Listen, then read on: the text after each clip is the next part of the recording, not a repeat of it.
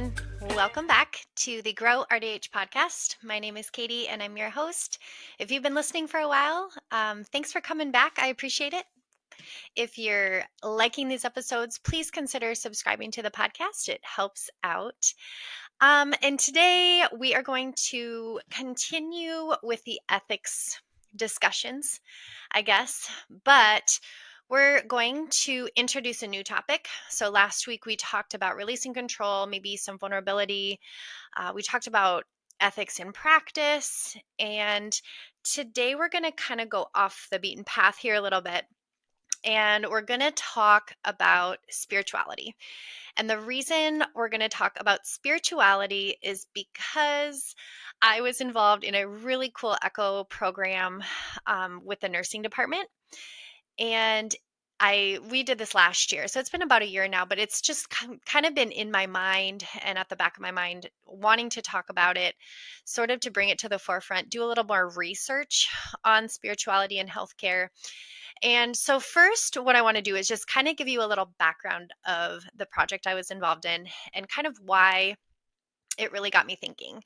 So, the project that I was involved in, ECHO, is Extensions for Community Healthcare Outcomes, and it's a way to reach rural providers. So, I'm an ECHO facilitator. I got asked to kind of help on the background, some IT tech stuff.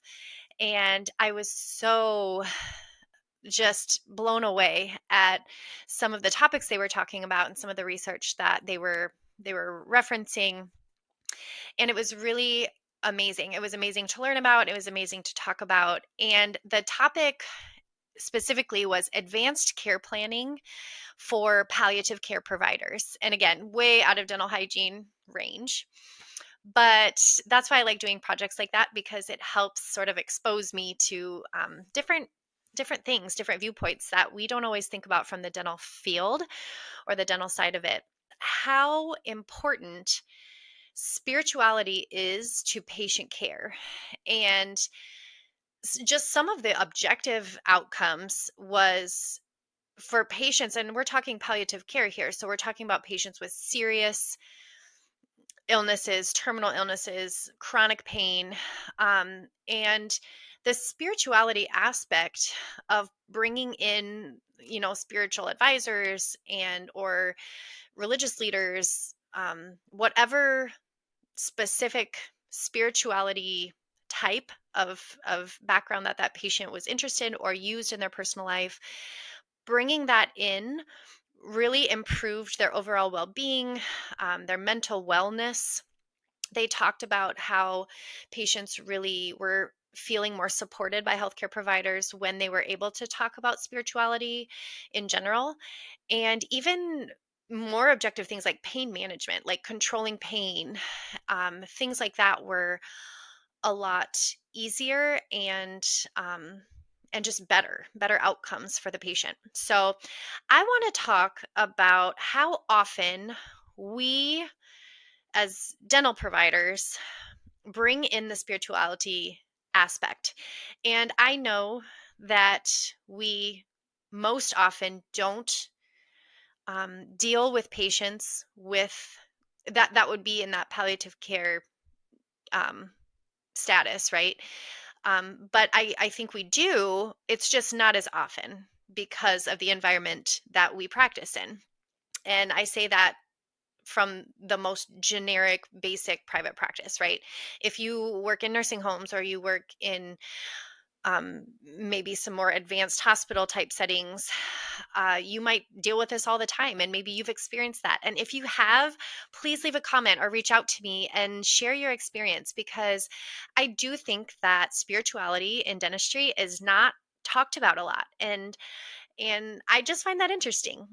It's definitely a trending topic in the healthcare realm, and I haven't heard much about it in the dental realm. And so I wanted to just introduce the topic, sort of talk a little bit about why it's important, and talk a little bit about things that maybe we could do, even if that means we're just building rapport with a patient. So the first thing I want to do is start by introducing a systematic review. So I tried to do as much research as I could.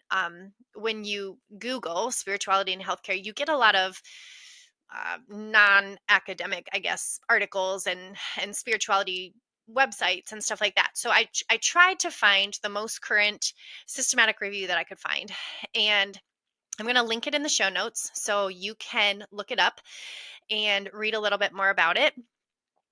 But most of the concrete information I'm referencing comes directly from that article. So I'm going to start with the definition. So this definition comes directly from the systematic review, and they, surveyed a bunch of, this includes a bunch of different empirical articles about spirituality in healthcare. And so the definition that they came up with based on the research is that it's a patient's connection or relation to purpose, meaning, or reason for being. That was the basic definition. And then they added that it's most commonly discussed with words like divine, God, or a higher power. And when you get further down into that research article, what it does is it breaks down spirituality, and then it kind of breaks it down into these different domains or dimensions. They call them dimensions in the article. And it talked about that a lot of, in the underlying levels, a lot of um, defining reason or connection to those domains or dimensions come from a patient's connection with their spirituality. So, those specific dimensions that I really thought would relate to the patient are these, and it's the development of values, purpose of life, meaning, well being, sense of support, which I found interesting, and inner peace. And so I think that is really important to point out that, we've been talking about ethics on this podcast and how it impacts the way that we treatment plan, the way we educate our patients. Those all stem from our personal values. And I think from the start or from the jump, when you're in dental hygiene school, in academic institutions, it's very much secular, which prevents discrimination, right? We don't want to bring in um, religion or put our religious beliefs on others.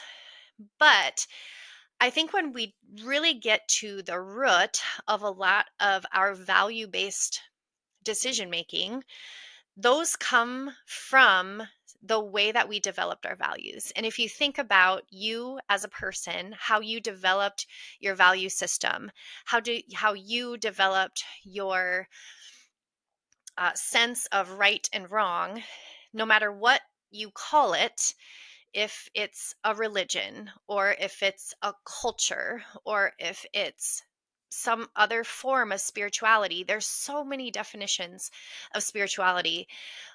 But I think if you think about how you developed your values and where those value and belief systems come from, it probably comes from some sort of spirituality. And that excuse me, that may not ring true for everybody, and that's okay. But I think it's worth the discussion. I think it's worth talking about when we try to separate our spirituality and our religion from first the academic stage. When you're learning how to become a dental hygienist, you learn about ethical values. And I know in ethics class, we do talk about some of the ethical theories that revolve around God, because that's how you learn where ethics came from. Um, so I think that it's worth doing a little bit of self-reflection and inner questioning about how spirituality fits into your life and your practice, because we're also looking at the patient, right? So the development of their values, how do they make decisions? If we want to go back to last week and review motivational interviewing, that's part of it, right? How do they make decisions? I think that culture and religion and spirituality together or individually can really make it can set the stage for how a patient interacts with a provider. You are a person of authority in they're coming to you for your expertise. But how they come to you, I know I am in South Dakota, and so we talk about the cultures that are often seen here in South Dakota. And some of those cultures, including Native American cultures, have really strong community based values and decision making. And when we're working with those populations, we really take into consideration what the community leaders want and need and how that might impact the patient. It also could impact who they want in their decision making. They may not be prepared to make a decision about their care that day. Maybe they do want to talk to a community leader, or they do want to talk to their close family, and their close, um, you know, nuclear family or the close direct family may be different than what we view as our close direct family, right? And that can play a factor, especially in managing patients with serious illness or long term care. But I do think that there are instances where it would play a factor in dental as well. And we have to be able to understand how those patients are making the decisions and how much spirituality might impact them. It also can have a really big impact on the dimension of purpose of life, meaning, and well-being. And if we think about, again, the research just isn't quite there in dental. I searched and searched, and I'm sure maybe it's starting to be more prevalent. But even just how that might have an impact on mental wellness, right? Having a sense of support, having inner peace, or feeling calm, or feeling supported by a healthcare provider, that would be huge if they felt comfortable talking about their spirituality or bringing in the conversation of spirituality. I think that they would feel more comfortable having those discussions with you, and being able to discuss that without sort of feeling like, ooh, that's not appropriate in this scenario.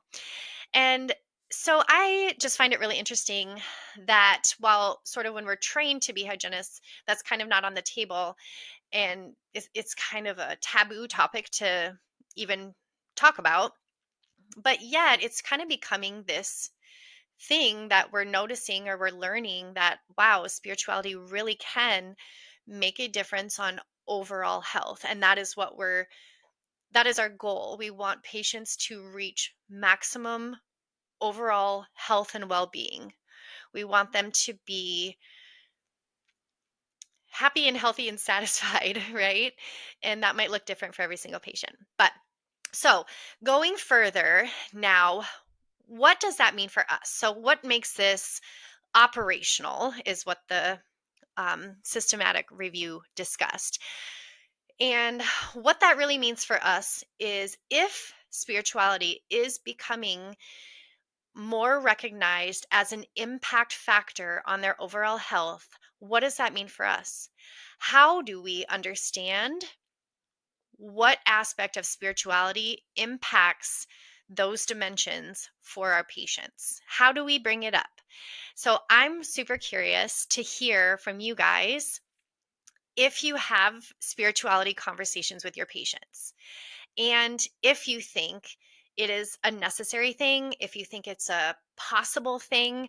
I personally think that this is almost as taboo as asking for height and weight at a health history.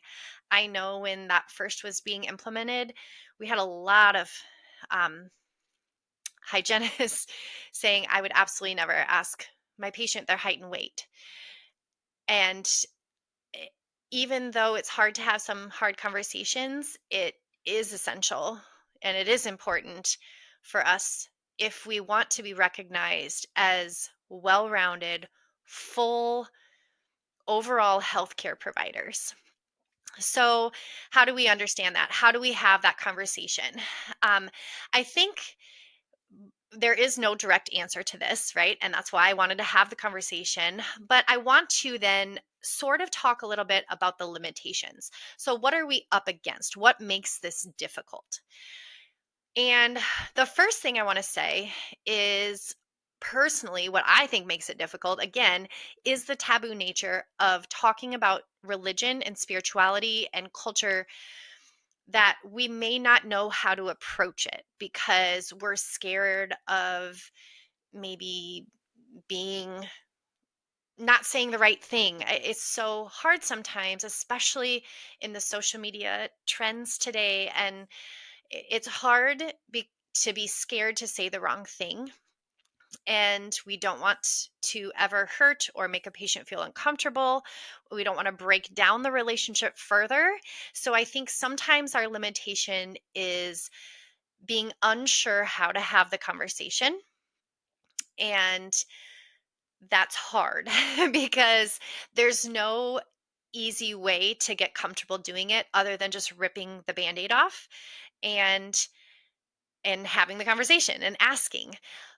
I do think that it may be easier to do that if we can have some of those conversations with safe places or safe patients that we know are more approachable, and maybe we have that rapport built up already. And so I think treading carefully and just being very tactful and being vulnerable yourself. Maybe you bring up your spirituality. And again, we go back to fear. We're fearful to even bring up our own spirituality because we don't want to be seen as pushing our beliefs on others. And I don't think we should be doing that as providers. We want to open up that space for the patient to be able to discuss whatever spirituality belief system that they have. Um, but again, being vulnerable, being able to read the patient dynamic, being able to um, feel if you can approach in that way. And maybe have a conversation with your office. Maybe it's a team building activity where you all talk about your spirituality. Um, and how it impacts your overall health. Maybe you discuss um, something that you noticed with another patient. Maybe you talk about a win for another patient. Um, but again, I don't know the right answer. I just wanted to have the conversation to see if anybody else was doing this and what that looked like for you and what worked and what didn't. Other things that are limitations. The second one, so the first one was fear. The second one is that we are fearful because spirituality can be seen through a very nuanced lens. And that nuance can be very individual to each single individual that's having that belief, right? You could talk about um you could talk about Christianity, and you could ask three different people who both or all three say that they have Christian beliefs, but every single one of those three is probably going to have different beliefs. And I don't think that the belief system necessarily or the nuances of that is necessarily important. But what is important is how their belief, their individual belief, impacts their decisions that they make about their health and well-being. And so I think that when we provide the patient the opportunity to sort of explain their own beliefs, I think that's huge because they want to feel valued. They want to feel like you want their opinion. And in an hour span of an appointment, we may not have the time to go super deep into this, but even just allowing them to explain a little bit about their individual beliefs might be huge in just, again, building that rapport. So, what do we do? What can we do? How do we do this? Um, I wanted to bring up a couple of examples in pop culture. And the reason I like to bring up these examples is because Grey's Anatomy is a very widely known show. Although I will say in our ethics course, sometimes I bring up examples that I've seen on Grey's Anatomy, and some of these newer students just kind of look at me like I'm crazy. They've never seen Grey's Anatomy, which is fine. I maybe am aging or dating myself, but I still like these examples because I do think that at least people will have heard of the show and maybe they've seen these episodes. But I want to use two specific examples of Grey's Anatomy episodes. So this is an example, pop culture reference of using spirituality in healthcare, not dental. We're not quite there yet, but in healthcare. So the first one I like to give the example of is the example of the heart valve. So this patient was an Orthodox Jew, and the standard of care for her heart valve replacement was a pig valve. And because of her religion, she refused to have the surgery using the pig valve. And what they did, I want to say it was Dr. Alex Karev, did a bunch of research on newer surgeries, and they actually used a cow, a bovine heart valve instead. And the surgery, and they were kind of against it because they had never done it in their clinic and they were really worried, like clinician expertise. He felt more comfortable with the pig valve, but they did the surgery. It was successful. That is a good example of when spirituality is taken into account for the patient's well being, giving that patient the shared decision making and the autonomy to work with her belief system. Second example, also Grey's Anatomy, was the young woman who needed a spinal surgery. And she was part of the Hmong population, and I think it was her dad or it was a male family member. I want to say it was her dad. Believed, so with their spiritual beliefs, the dad believed that something was wrong with one of her souls because of the illness. And that's why she was ill. And he believed that if she went under surgery, when this was happening to her, that she wouldn't make it out of surgery. And I think it was, um, I don't remember which doctor it was, but they had a shaman flown into the clinic, flown into the hospital to do some spiritual healing on her before she went into her spinal surgery. So that way the dad would allow the young woman to have the surgery. So those are two examples of pop culture references. Um, and so for what we can do, right, those examples are very medical specific. So what can we do in dental? I think I pretty much sort of already said what I wanted to say. And that means, or I guess what I was trying to say is that I believe that asking patients about their spiritual beliefs is one step to building trust. And whether or not that's going to get us anywhere the first time we have that conversation, I don't know.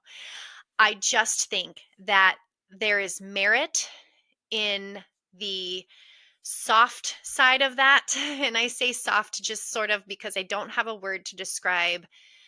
It's not clinical based, right?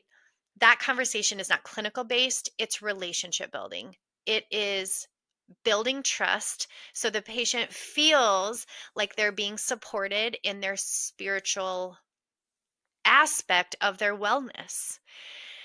And then there's the science side, right? And the science, if there's proof, if there's evidence that spirituality being implemented in the healthcare realm can really reduce pain or improve pain management. It can improve, end of life care. It can improve their ability to feel supported. If that is the current trend and the current research, there may be a lot of opportunities in dental care too, especially because us as hygienists, we're talking about chronic inflammation and chronic illnesses that impact perio disease. And so I see a lot of potential there. I hope there's a lot of potential there. And Even if there's not, or even if the science comes later, I still think that having a conversation or just allowing a patient to have a conversation with you about their spiritual beliefs, again, is just one more step to helping build trust. And that is it. That is the episode for today. I hope that this discussion on spirituality gives you a little bit of open-mindedness when it comes to talking about spirituality or talking about religion and culture. And I hope it makes you feel empowered to start having those conversations with your patient, and maybe even having that conversation with your office and how you deal with spirituality, as a healthcare team. Thank you for listening. Again, if you have any comments or stories or any experiences talking about spirituality to patients, I would love to hear it. I really want to start sharing and growing the community. So I would love if you would write in to me, Katie at growrdh.org, and share your stories with me. And if I get enough stories, I would love to just do a podcast episode on listener stories or listener experiences, positive wins, right? We all need encouragement. And I think hearing positive experiences, we'll keep it all confidential, we'll remove all identifiers. Um, but hearing positivity and hearing wins around patient experiences, I think helps empower other hygienists, and it helps give us a little bit of confidence that we can move forward and act in a way that we don't need to be fearful of, and that empowers us, right? That's the goal. So again, thank you for listening today. Like, subscribe, share with a friend. I appreciate it all, and I will see you next